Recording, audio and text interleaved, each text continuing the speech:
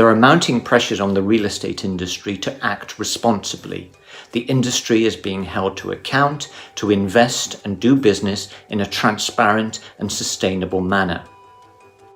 And added to the mix, the massive disruption created by the COVID-19 pandemic has brought the issue of transparency and trust into even sharper focus. During times of such uncertainty, the need for transparent processes and accurate, timely data become more important than ever. So today I'm joined by several of my colleagues at JLL and LaSalle who will share their perspective on this year's survey results and the drivers of change.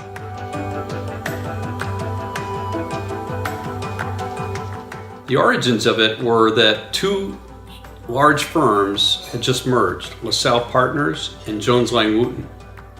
The investment teams in LaSalle Partners were now exposed to the many diverse countries where Jones Lang Wooten was operated. We needed some way to calibrate all the differences in these emerging markets and developed markets that we weren't familiar with before we could start investing there.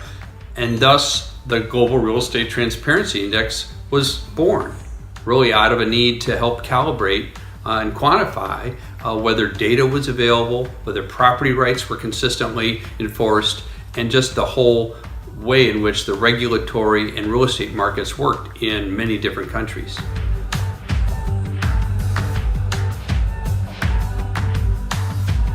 Tenants, occupiers, government ministries, NGOs, securities investors, lenders, banks have all found the Global Real Estate Transparency Index to be a great way to get a quick read on how the real estate markets work in many different countries. Now, a transparency index is no substitute for getting direct experience in international real estate, but it can also still be a very helpful tool to know what to expect when one goes to a different country and gets involved in the real estate markets. The 2020 index shows that transparency has continued to improve across most countries and territories, but this has been at the slowest pace in 10 years since the period directly following the global financial crisis. While some markets have been struggling to maintain progress, the top-performing, highly transparent countries are setting new benchmarks. The top ranks are dominated by the Anglophone countries, with the UK, the US, and Australia in the top 3 positions, but there are a number of continental European countries that have been catching up. Overall progress around the world in transparency is being driven by a combination of new sustainability initiatives, enhanced market data, particularly around alternative property types like life sciences and data centers, and technology adoption, where PropTech platforms and digital tools are increasing the volume of data available to us.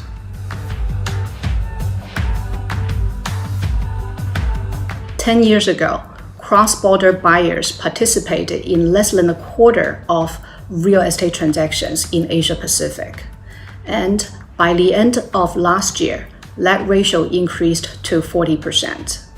The significant improvement of transparency in the region certainly plays a key role in facilitating these cross-border transactions.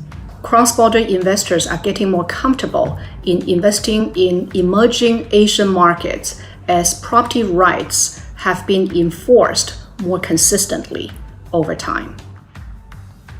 Take China and India as examples. In 2004, both China and India were in the low transparent tier. This year, China's top 2 cities, Shanghai and Beijing, moved to the transparent tier.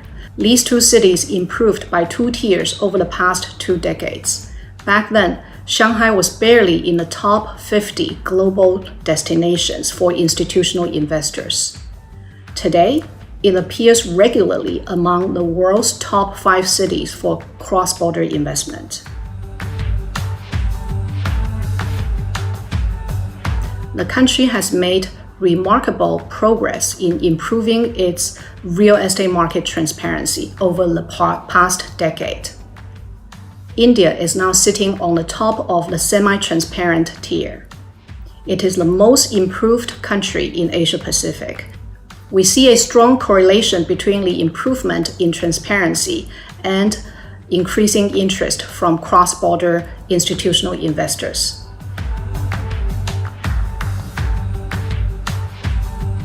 Niche property types, or alternative sectors, have become more mainstream. 66 countries register some institutional investment in alternative sectors. We continue to see a correlation between the amount of market data that's available on things like rents and pricing and the amount of new institutional capital flowing into that property type. We added data to our index this year on 4 new alternative sectors. Those are life sciences, cold storage, co-living, and also school facilities. There are a lot of surprises in our 2020 results, and some of the most notable are in some of the most highly transparent markets, where we see big differences between the availability of some of the most basic data points. For example, on inventory and square footage in a given market. Some niches have excellent data quality, similar to what we might find in the office market. And in other cases, niches, even in a very transparent market, there may be virtually no data available. We invite you to check out how those niches stack up and how they look in different countries in our 2020 Transparency Index.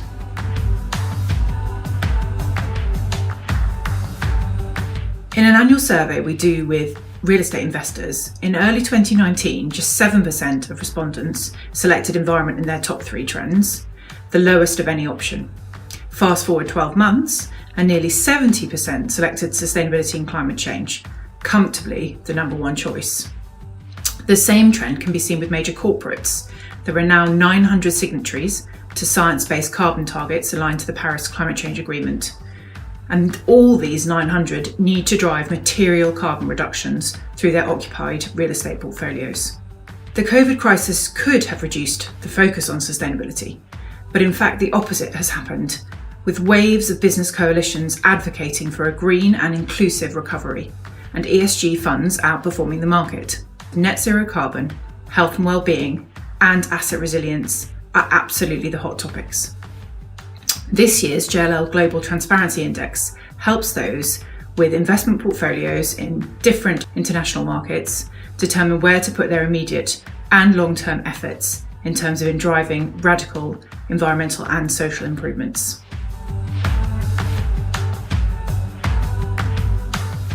Health and well-being must rise to the top of the agenda.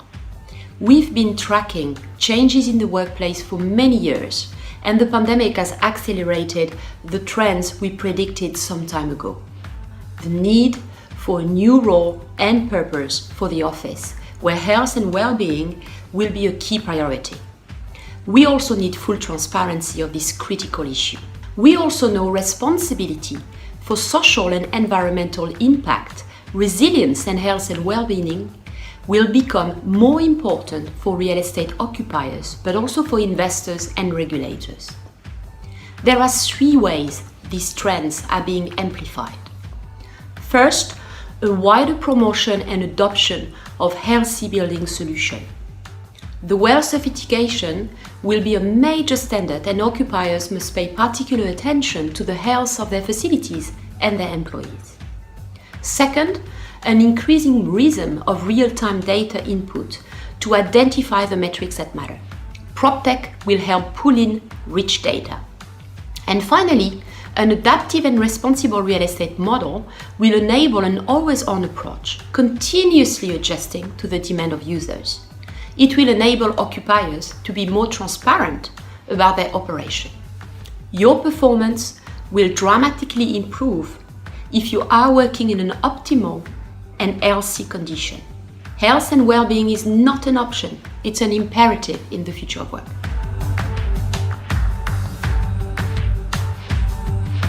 We believe the next decade will usher in an era of co-opetition. That is, the 2 separate powers of the leaders in technology defining data transparency and how that affects the consumer markets. In the past few years, there's been a lot of concerns, especially coming out of Europe, around data privacy. A lot of people now, the policies mean that people need to opt in to allow their data to be accessed.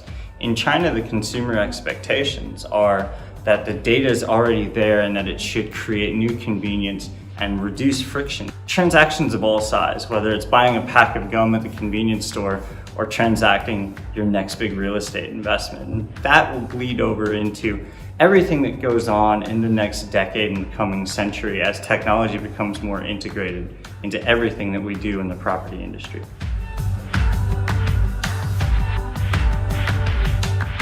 Access to reliable data, the certainty and consistency of rules and regulations, and the fairness of undertaking transactions all contribute to better decision making. Without higher levels of transparency, real estate markets cannot work efficiently. But real estate transparency has wider relevance well beyond the property sector. It is a fundamental ingredient of a well-functioning economy and society. There's a growing recognition among city governments and urban planners of the crucial role that a transparent real estate sector can play in not only attracting investment, but in boosting business efficiency, raising employee well-being and productivity, and enhancing the quality of life through robust and well-enforced rules and regulations that protect citizens and their property rights. And crucially, with real estate accounting for an estimated 40% of carbon emissions, transparency relating to regulations and standards and metrics for sustainable, low-carbon and resilient buildings will be an essential requirement for us to move to a significantly decarbonised economy.